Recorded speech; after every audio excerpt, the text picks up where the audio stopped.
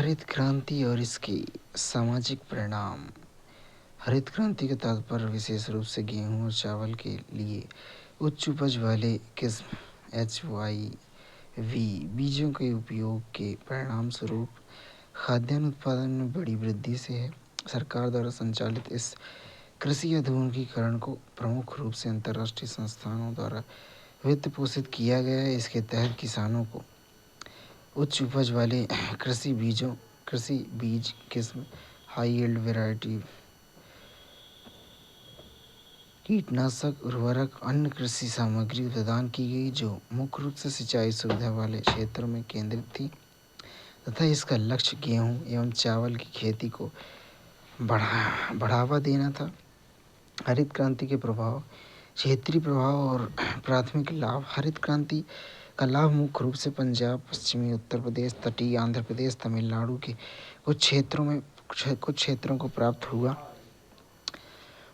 इसने कृषि उत्पादकता में तीव्र वृद्धि की जिससे भारत खाद्यान्न उत्पादन में आत्मनिर्भर हो गया।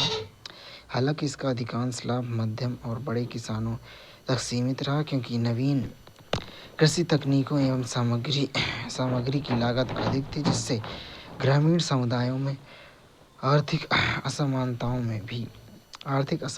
में और वृद्धि हुई। सामाजिक असमानताएं और विस्थापन। कृषि के व्यवसायीकरण और उससे मिलने वाले लाभों ने भूस्वामियों को अपनी भूमि और स्वयं कृषि करने के लिए प्रेरित किया जिससे काश्तकार कृषकों का विस्थापन होने लगा। इसके अतिरिक्त आधुनिक कृषि मशीनरी के उपयोग से पारंपरिक सेवा प्रदाता जातियों के लोगों को उनके कार्यों से विस्थापित कर दिया गया जिससे ग्रामीण से शहरी क्षेत्रों में पलायन में वृद्धि हुई। इस चरण में विविधीकरण की प्रवृत्ति देखी गई जहां समृद्ध किसानों ने आर्थिक लाभ अर्जित किया जबकि गरीब किसानों और ग्रामीण श्रमिकों की आर्थिक स्थिति में कोई सुधार नहीं हुआ बल्कि उनकी स्थिति और दयनीय हो गई। कृषि पद्धति में विस्तार और परिवर्तन। हरित क्रांति का दूसरा चरण 1980 के दशक में शुरू हुआ जिससे सूखे और आंशिक सिंचित क्षेत्रों में रहने वाले किसानों ने हरित क्रांति के कृषि के तरीकों का पालन करना शुरू किया। इन क्षेत्रों में शुष्क कृषि से सिंचित कृषि की ओर महत्वपूर्ण बदलाव आया। साथ ही फसल के प्रतिमानों एवं प्रकारों में भी परिवर्तन आया। हालांकि बाजारोन्मुख एकल फसल पद्धति की ओर झुकाव ने किसानों को आजीविका को सुरक्षित बना दिया क्योंकि किसी एक फसल की विविधता या बाजार में कीमतों के उतार चढ़ाव से उन्हें गंभीर आर्थिक संकटों का सामना करना पड़ सकता था।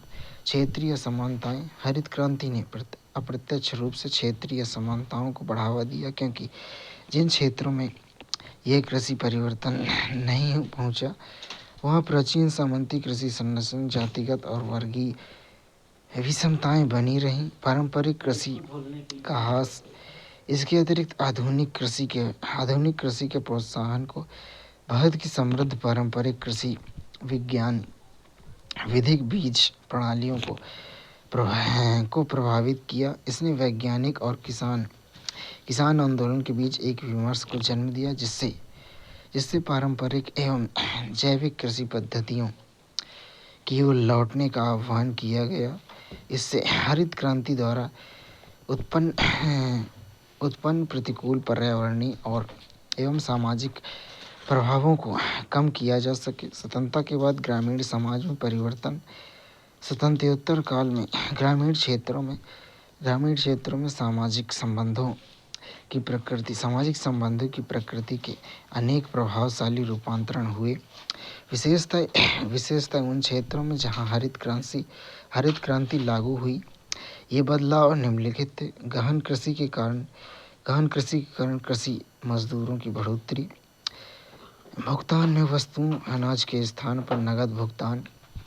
पारंपरिक बंधनों में शिथिलता अथवा भूस्वामी एवं किसान या कृषि मजदूरों जहां बंधुआ मजदूरी भी कहते हैं के मध्य पुश्तैनी संबंधों में कमी होना तथा मुक्त दिहाड़ी मजदूरों के वर्ग का उदय, भूस्वामियों जो अधिकतर प्रबल जाति के होते थे तथा कृषि मजदूरों के अधिकतर निम्न जातियों के मध्य संबंधों की प्रकृति में परिवर्तन का वर्णन समाजशास्त्री जॉन ब्रेमन ने संरक्षण से शोषण की ओर बदलाव में किया। नेमन 1974 जो इस तथ्य का समर्थन करता है कि कृषि अब बाजार उन्मुख पूंजीवादी व्यवस्था का हिस्सा बन गई थी।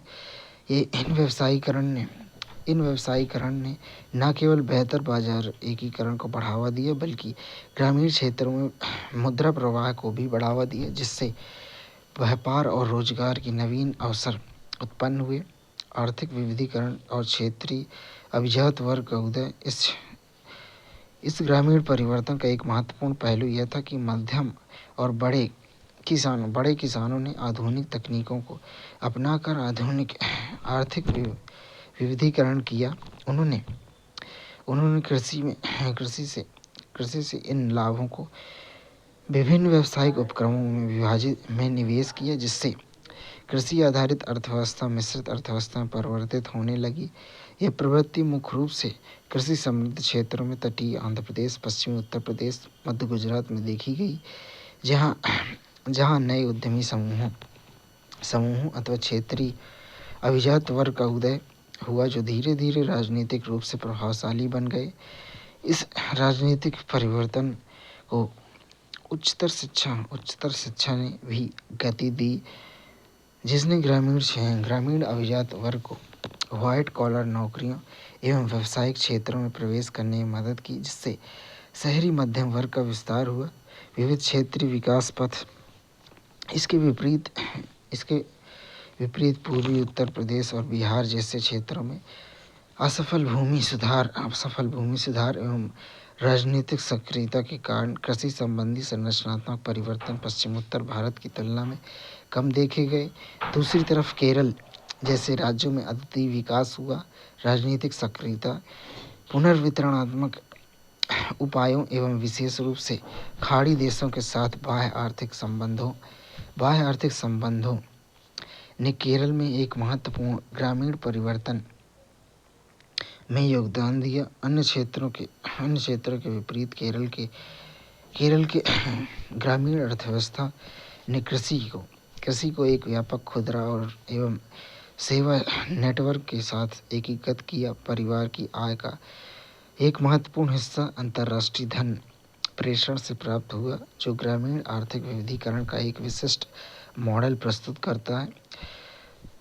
सरकारी पहल और ग्रामीण बुनियादी ढांचा विकास। सरकार ने ग्रामीण आर्थिक परिवर्तन को बढ़ावा देने के लिए आधुनिक कृषि पद्धति को प्रोत्साहित किया। सिंचाई, सड़कों, विद्युत जैसी आवश्यक ग्रामीण अवसंरचना में निवेश किया तथा बैंकों व सरकारी समितियों के माध्यम से कृषि ऋण उपलब्ध कराया। दीनदयाल उपाध्याय ग्राम ज्योति योजना जैसी पहलों के माध्यम से ग्रामीण क्षेत्रों में निर्बाध विद्युत आपूर्ति सुनिश्चित करने की दिशा में अभूतपूर्व परिवर्तन किए गए, जिससे ग्रामीण विकास के लक्ष्य को प्राप्त करने में मदद मिली। मजदूरों का संचार सर्कुलेशन। यह ग्रामीण क्षेत्रों की आवधिक प्रवास की चक्रीय प्रवृत्ति को संदर्भित करता है, जब वे अपने घर और परिवार को छोड़कर शहरी क्षेत्रों में कार्य करने जाते हैं तथा समय समय पर वो घर वापस आते हैं। श्रमिकों का यह प्रभाव मुख्य रूप से आर्थिक कारकों जैसे रोजगार के अवसर, मजदूरी और जीवन स्थितियों से प्रेरित होता है। कृषि श्रमिकों के प्रवासन का प्रभाव। वाणिज्यिक कृषि की ओर संक्रमण ने विशेष रूप से हरित क्रांति से प्रभावित समृद्ध क्षेत्रों जैसे पंजाब में प्रवासी कृषि श्रमिकों के पलायन को उत्प्रेरित किया। मजदूरों, काश्तकारों तथा जमींदारों के बीच पारंपरिक संरक्षण संबंधों के विघटन ने मौसमी पलायन की एक प्रवृत्ति को जन्म दिया। यह पलायन उच्च मजदूरी के तलाश एवं 1990 के दशक के मध्य से बढ़ती ग्रामीण असमानताओं से निपटने की घरेलू राजनीति के रूप में उभरा। मुख्य रूप से पुरुष सूखाग्रस्त और कम उत्पादक क्षेत्रों में पंजाब तथा हरियाणा के खेतों या उत्तर प्रदेश, दिल्ली, बेंगलुरु जैसे श्रम प्रधान क्षेत्रों में पलायन करते हैं, जबकि जबकि महिलाएं व बच्चे घर पर रहते हैं। स्थानीय व प्रवासी श्रमिकों पर प्रवासन करने वाले इन मजदूरों को जॉन ब्रेमन ने घुमक्कड़ मजदूर फुटलूज लेबर कहा है। परंतु इनका परंतु इसका अर्थ स्वतंत्रता नहीं है। इसके विपरीत ब्रेमन 1982 का अध्ययन बताता है कि भूमिहीन मजदूरों के पास बहुत से अधिकार नहीं होते, जैसे उन्हें अक्सर न्यूनतम मजदूरी भी नहीं दी जाती है। यहाँ यह बात ध्यान देने योग्य है कि धनी किसान फसल सामान्यतः काटने या इसी प्रकार की अन्य गहन कृषि प्रक्रियाओं के लिए स्थानीय कामकाजी वर्ग के स्थान पर प्रवासन करने वाले मजदूरों को प्राथमिकता देते हैं, क्योंकि प्रवासन करने वाले मजदूरों का आसानी से शोषण किया जा सकता है तथा उन्हें कम मजदूरी भी दी जा सकती है। इस प्रतिमान ने एक विशिष्ट श्रम पलायन को जन्म दिया, जहां स्थानीय भूमिहीन श्रमिक कृषि के चरम मौसमों में काम की तलाश में प्रवास कर जाते हैं, जबकि प्रवासी श्रमिकों को अन्य क्षेत्रों में लाया जाता है। कृषि का महिलाकरण निर्धन क्षेत्रों में जहां परिवार के पुरुष सदस्य वर्ष का अधिकांश हिस्सा गांवों के बाहर काम करने में बिताते हैं। कृषि मूल रूप से एक महिला का कार्य बन गया, जहां महिलाएं भी कृषि मजदूरों के मुख्य स्रोत के रूप में उभर रही हैं, जिससे कृषि का महिलाकरण हो रहा है। महिलाओं में असुरक्षा अधिक है, क्योंकि वे समान कार्य के लिए पुरुषों से कम मजदूरी पाती हैं। पूर्ववर्ती आंकड़ों में कमाने वालों तथा मजदूरों के रूप में महिलाएं मुश्किल से नजर आती थीं, जबकि महिलाएं भूमिहीन मजदूरों एवं कृषक के रूप में श्रम करती हैं। वर्तमान पितृवंशीय नातेदारी व्यवस्था तथा अन्य सांस्कृतिक व्यवहार जिसमें पुरुष के अधिकारों को लाभ होता है, आमतौर पर महिलाओं को भूमि के स्वामित्व से पृथक रखता है।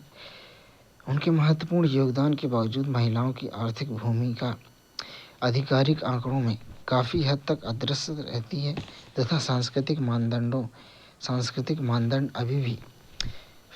अभी भी उन्हें भूमि स्वामित्व से वंचित करते हैं, जिससे ग्रामीण क्षेत्रों में लैंगिक असमानता में वृद्धि होती है। भूमंडलीकरण, उदारीकरण और ग्रामीण समाज वैश्वीकरण और उदारीकरण की नीति का अनुसरण भारत में 1980 के दशक के उत्तरार्ध में किया गया। ये दोनों परस्पर जुड़े कारक थे, जिन्होंने ग्रामीण समाज की संरचना में गहन रूप से प्रभावित किया। कृषि के वैश्वीकरण की प्रक्रिया ने कृषि को बड़े वैश्विक बाजार का हिस्सा बना दिया। यह एक ऐसी प्रक्रिया है जहां किसान और ग्रामीण समाज पर प्रत्यक्ष प्रभाव पड़ा है। उदाहरण के लिए पंजाब कर्नाटक जैसे कुछ क्षेत्रों में किसान टमाटर, आलू जैसे अन्य फसलों को उगाने के लिए बहुराष्ट्रीय कंपनियों जैसे पेप्सिको के साथ अनुबंध करते हैं। वैश्विक बाजार की गतिशीलता को अपनाना 1980 के दशक के उत्तरार्ध की उदारीकरण की नीतियों के तहत भारत ने विश्व व्यापार संगठन WTO में भागीदारी की, जिसका उद्देश्य अधिक स्पष्ट एवं खुली अंतर्राष्ट्रीय व्यापार प्रणाली बनाना था। सरकारी सहयोग और तथा संरक्षित बाजारों के बाद भारतीय किसान अब वैश्विक बाजार प्रतिस्पर्धा का सामना कर रहे हैं, जो गेहूं आयात करने के विवादास्पद निर्णय से स्पष्ट है, जिससे खाद्यान्नों पर आत्मनिर्भरता की नीति को उलट दिया। अनुबंध कृषि और कॉरपोरेट भागीदारी कॉरपोरेट किसान मॉडल किसानों को सुनिश्चित बाजार एवं वित्तीय सुरक्षा प्रदान करता है, लेकिन इससे किसानों की निर्भरता भी बढ़ सकती है, जिससे परंपरागत कृषि ज्ञान हाशिए पर जा सकता है।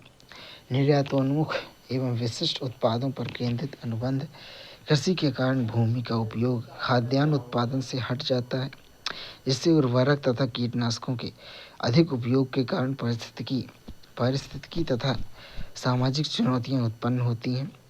कृषि लागतों का निगमीकरण बीज, कीटनाशक, उर्वरक के विक्रेता के रूप में बहुराष्ट्रीय कंपनियों के प्रवेश ने सरकार के सीमित कृषि विकास कार्यक्रम से उत्पन्न रिक्तता को समाप्त कर दिया। कृषि लागत एवं ज्ञान के लिए इन कंपनियों पर निर्भरता ने कृषि लागतों में वृद्धि की है। ऋण का बोझ बढ़ा है, जिससे ग्रामीण क्षेत्रों में एक पारिस्थितिकी संकट उत्पन्न हुआ है। किसान आत्महत्याएं और सरकारी हस्तक्षेप, हरित क्रांति की पद्धतियों की बढ़ती लागत, अस्थिर बाजार तथा ऋणग्रस्तता ने कई सीमांत किसानों को आत्महत्या करने हेतु बाध्य किया है। प्रधानमंत्री फसल बीमा योजना एवं राष्ट्रीय सतत कृषि मिशन जैसी सरकारी योजनाएं किसानों को सुरक्षा प्रदान करने तथा ग्रामीण भारत में जीवन की गुणवत्ता सुधारने का प्रयास करती हैं। औद्योगिक समाज तथा सामाजिक परिवर्तन।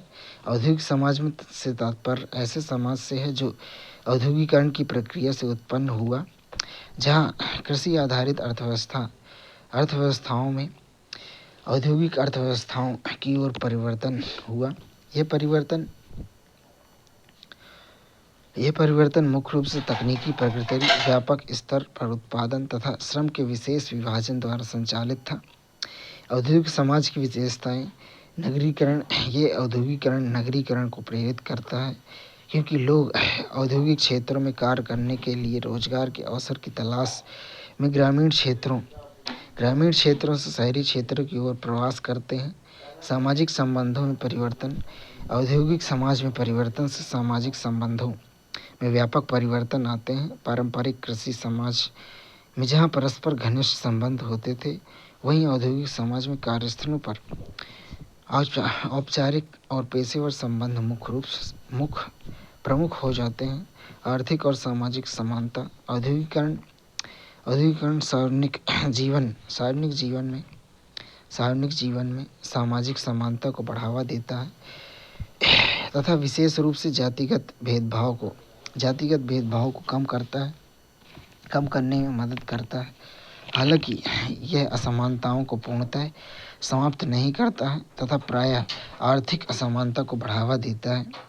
आर्थिक असमानता। यद्यपि सामाजिक असमानताएं कुछ हद तक कम हो रही हैं, लेकिन औद्योगिक समाज में आर्थिक अथवा आय असमानताएं बढ़ती जा रही हैं। यह पेशेवर क्षेत्रों में सामाजिक असमानताओं के साथ जुड़ी होती हैं। औद्योगिकरण की अवधारणा। प्रारंभिक समाजशास्त्रियों ने औद्योगिकरण के प्रभावों के प्रति एक संतुलित दृष्टिकोण अपनाया। इसके सकारात्मक एवं नकारात्मक पहलुओं दोनों को स्वीकार किया, परंतु आधुनिकीकरण सिद्धांत के उदय के साथ औद्योगिकरण के प्रति दृष्टिकोण अधिक सकारात्मक हो गया। नवीन कार्य संरचना का उद्भव।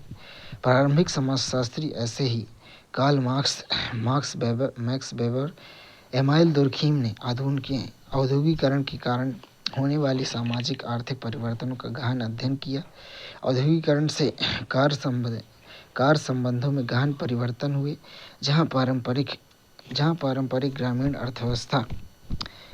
अर्थव्यवस्था ने घनिष्ठ सामाजिक संपर्क होता था, वहीं औद्योगिक कार्यस्थलों में अज्ञात, एनोनिमस एवं औपचारिक व्यावसायिक संबंध स्थापित हुए।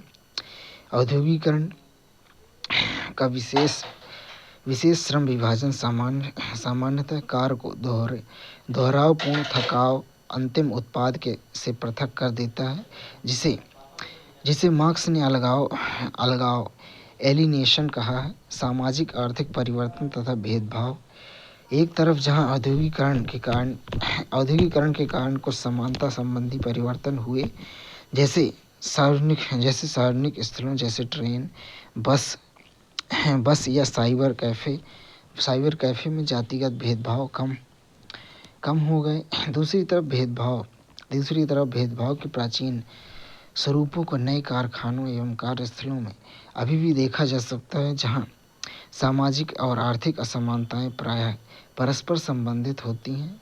इसका उदाहरण उच्च जाति के पुरुषों का लाभकारी व्यवसायों में प्रभुत्व तथा महिलाओं के लिए समान कार्य के लिए वेतन में कमी अर्थात लिंग आधारित वेतन असमानताएं हैं।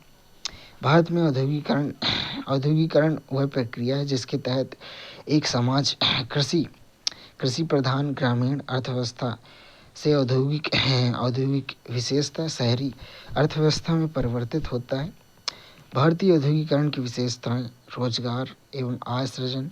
तुलनात्मक अध्ययन से स्पष्ट होता है कि भारतीय औद्योगिकरण के पश्चिमी मॉडल के लगभग समदृश्य हैं, लेकिन इसमें कई महत्वपूर्ण भिन्नताएं भी हैं। वर्ष 2018-19 में भारतीय श्रम शक्ति का 43% हिस्सा प्राथमिक क्षेत्र कृषि में 17% द्वितीयक क्षेत्र उद्योग में तथा 32% तृतीयक क्षेत्र सेवा में कार्यरत था। इसके विपरीत विकसित देशों में अधिकांश श्रमिक तृतीयक अथवा सेवा क्षेत्र में कार्यरत होते हैं। कृषि क्षेत्र में अधिकांश जनसंख्या कार्यरत के बावजूद इसके आर्थिक योगदान में तेजी से ह्रास हुआ, जो रोजगार एवं आय सृजन के मध्य एक गंभीर असमानता प्रदर्शित करता है। औपचारिक और अनौपचारिक रोजगार की संरचना। औपचारिक रोजगार के निश्चित कार्य घंटे तथा स्थिर वेतन होता है, जबकि अनौपचारिक रोजगार में कार्य के घंटे एवं वेतन निश्चित नहीं होते हैं। विकसित देशों की तुलना में जहां औपचारिक रोजगार प्रचलित है, भारत में लगभग 52% श्रमिक स्वनियोजित स्वरोजगार हैं, जबकि केवल 24% नियमित वेतनभोगी रोजगार में हैं तथा लगभग 24% श्रमिक अनौपचारिक क्षेत्रों में कार्यरत हैं। भारत में संगठित क्षेत्र अधिक छोटा है, जिसे ऐसे इकाइयों के रूप में परिभाषित किया जाता है जो 10 या अधिक लोगों को रोजगार तथा मानक रोजगार प्रदान करती हैं। इसके विपरीत 90% से अधिक कार्य असंगठित या अनौपचारिक क्षेत्र में होते हैं। रोजगार संरचना के सामाजिक प्रभाव।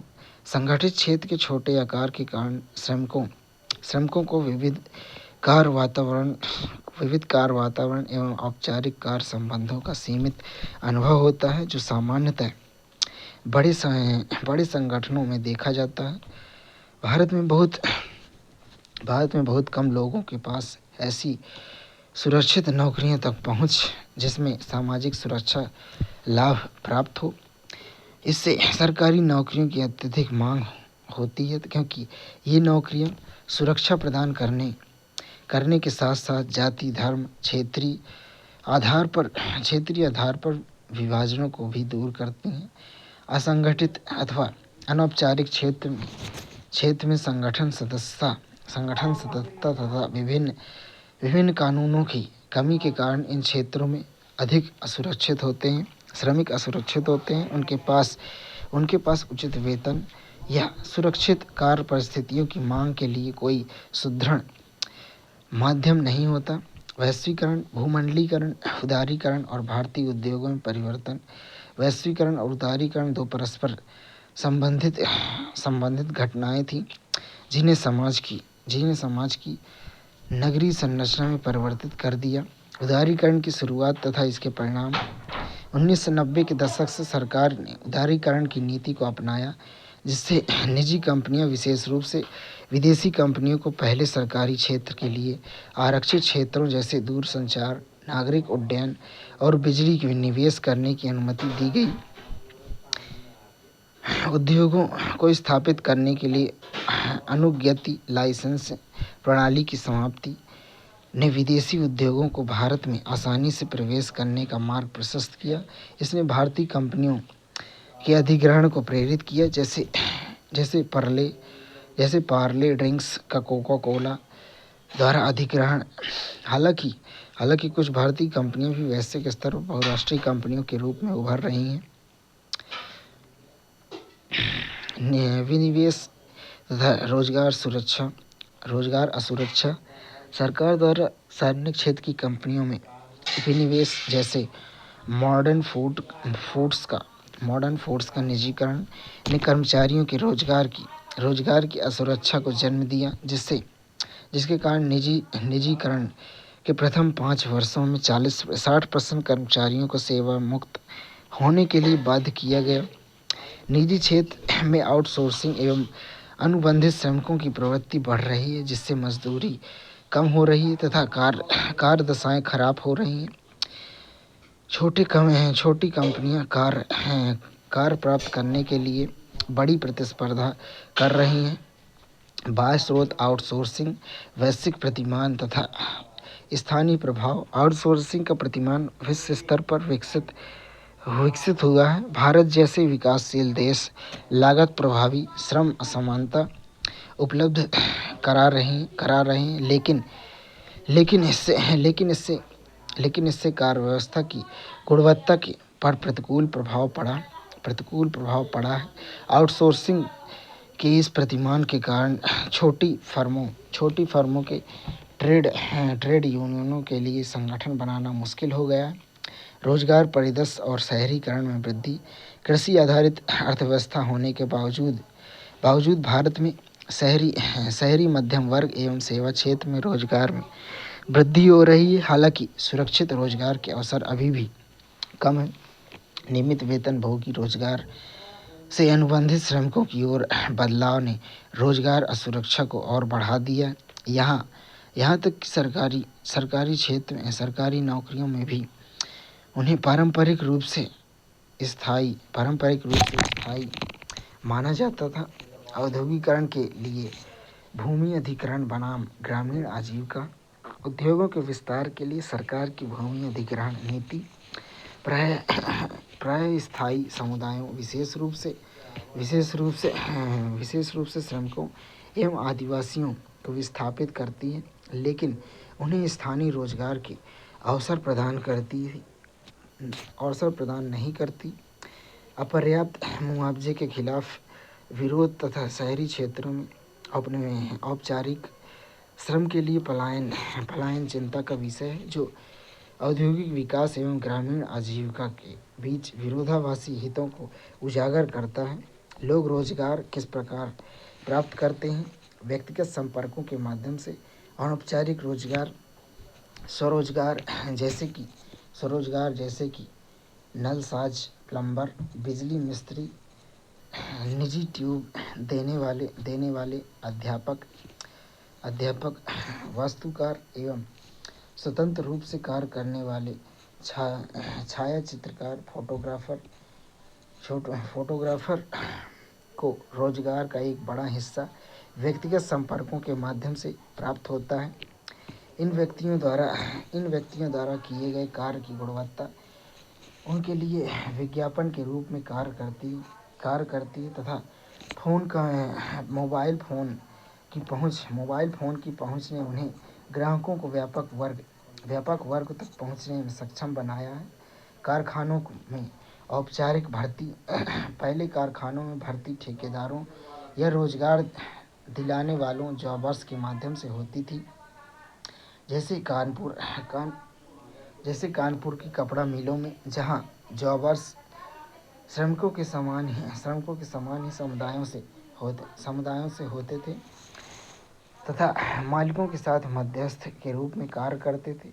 अब यह प्रक्रिया परिवर्तित हो गई है तथा भर्ती में प्रबंधन संगठनों में महत्वपूर्ण भूमिका होती है।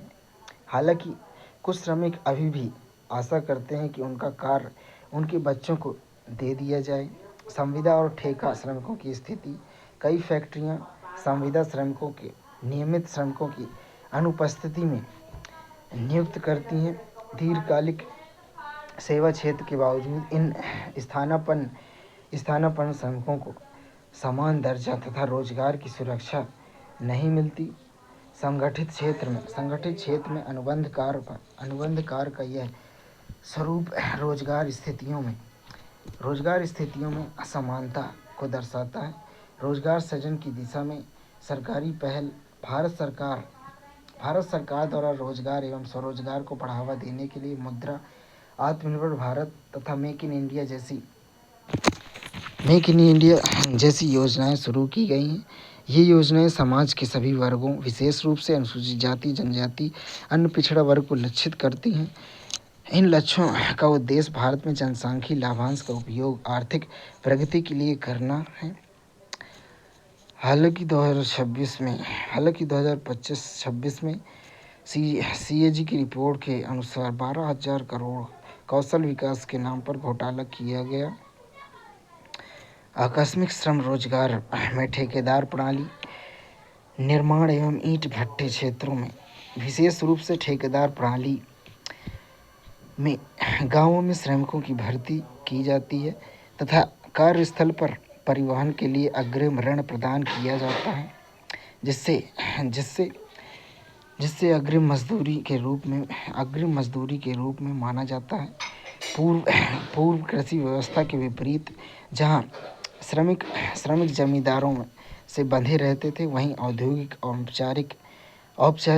अनौपचारिक क्षेत्र अधिक लचीलापन प्रदान करते हैं, जिससे श्रमिकों को नियोक्ता बदलने में मदद मिलती है। हालांकि ऋण संबंध अभी भी बना रहता है। इन परिवर्तनों के कारण ऐसी परिस्थितियां उत्पन्न हो गई हैं जहां पूरा परिवार कार्य के लिए पलायन कर जाता है तथा बच्चे अपने माता पिता के श्रम कार्यों में सहायता करते हैं। कार्य को किस प्रकार किया जाता है? विनिर्माण क्षेत्र में मशीनीकरण। भारत बड़े स्वचालित उद्योगों तथा छोटे घरेलू उत्पादन केंद्रों में कार्य करने का तरीका भिन्न होता है। प्रबंधकों की मुख्य भूमिका श्रमिकों की उत्पादकता बढ़ाने में निहित होती है, जिससे या तो कार्य के घंटे बढ़ाकर या निर्धारित समय सीमा के भीतर उत्पादन में वृद्धि करके प्राप्त किया जाता है।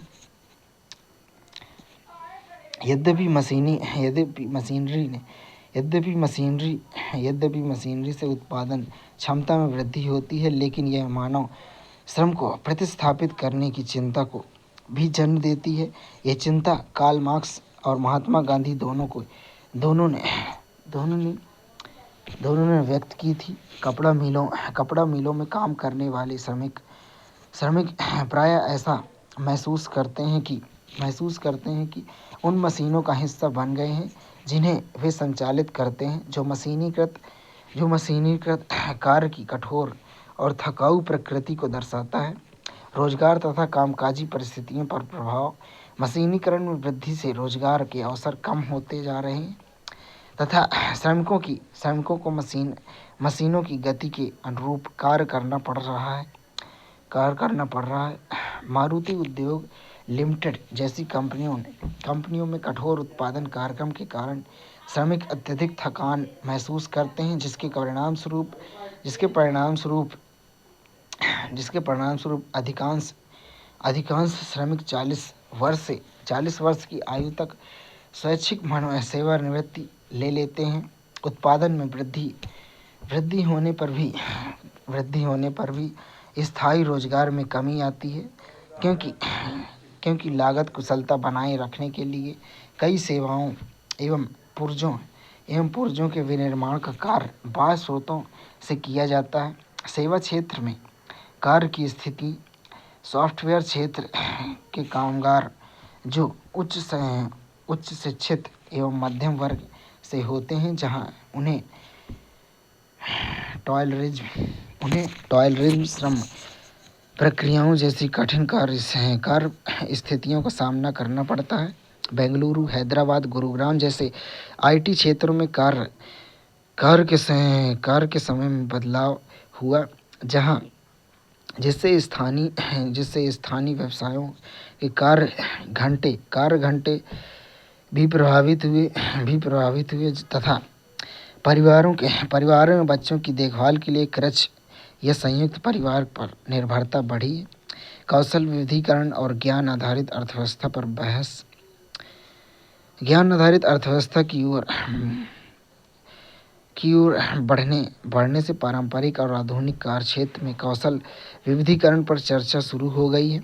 आईटी क्षेत्र की प्रगति को प्रायः कौशल संवर्धन के साथ जोड़ा जाता है, लेकिन समाजशास्त्री ब्रेवरमैन का तर्क है कि मशीनरी संभावित रूप से श्रमिकों को अकुशल बना सकती है क्योंकि यह उन कार्यों को अपने नियंत्रण में ले लेती है जिसके लिए पहले विशेष मानव ज्ञान की आवश्यकता होती थी। कार्य व्यवस्थाएं